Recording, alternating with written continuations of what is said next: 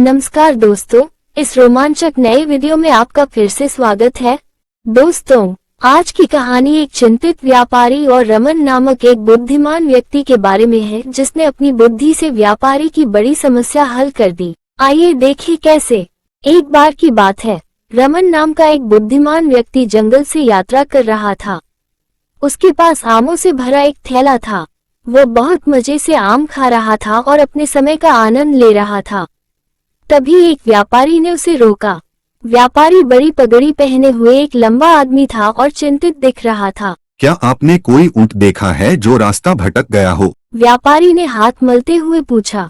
रमन ने उसे ऊपर से नीचे गौर से देखते हुए पूछा, क्या ऊंट के पैर में चोट लगी थी? ओह हाँ, इसका मतलब है कि तुमने मेरा ऊंट देखा है। व्यापारी ने कहा और उसकी आंखें आशा से चमक उठी। नहीं, मैंने तो केवल उसके पैरों के निशान देखे हैं। आप भी यहाँ एक 3 पैर वाले जानवर के पैरों के निशान साफ साफ देख सकते हैं, क्योंकि वो घायल पैर को अपने दूसरे पैर से खींच रहा था। रमन ने जमीन पर पैरों के निशान की ओर इशारा करते हुए कहा। क्या वो एक आंख से अंधा था? रमन ने आश्वस्त होने की इच्छा से व्यापारी से पूछा। हाँ हाँ, व्यापारी ने उत्सुकता से कहा।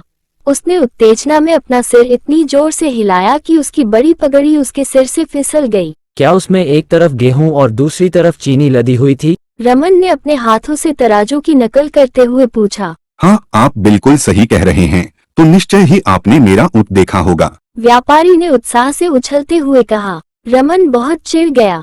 क्या मैंने एक बार भी तुमसे कहा कि मैंने तुम्हारा ऊंट देखा है? उसने बनावटी गुस्से से पूछा। आपने मेरे ऊंट का बहुत सटीक वर्णन किया है, आपने मेरा ऊंट अवश्य देखा होगा। व्यापारी ने रमन को अपनी सफाई देते हुए कहा। नहीं, मैंने कोई ऊंट नहीं देखा। रमन ने अपने खोजबीन के बारे में बताते हुए कहा। क्या तुम्हें इस पथ के दोनों ओर पंक्तिबद्ध पौधे दिखाई दे रहे हैं?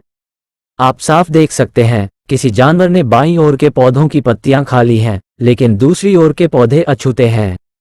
तो निश्चित रूप से जानवर केवल एक आंख से देख सकता है। इससे आगे आप एक बार नीचे देखें।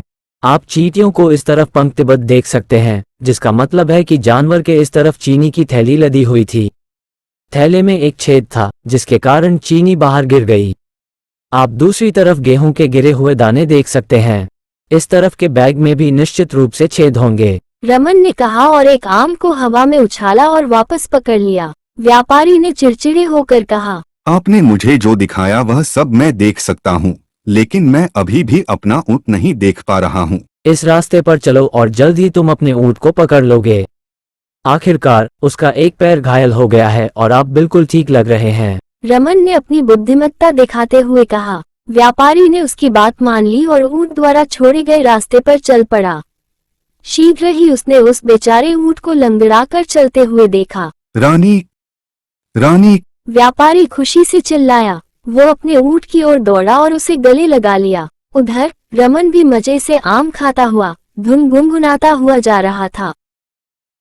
तो देखा दोस्तों, अगर हम समाधान के बारे में सूक्ष्मता से सोचे तो हम किसी भी समस्या का समाधान बहुत आसानी से कर सकते हैं। तो दोस्तों, कैसी लगी आपको ये कहानी?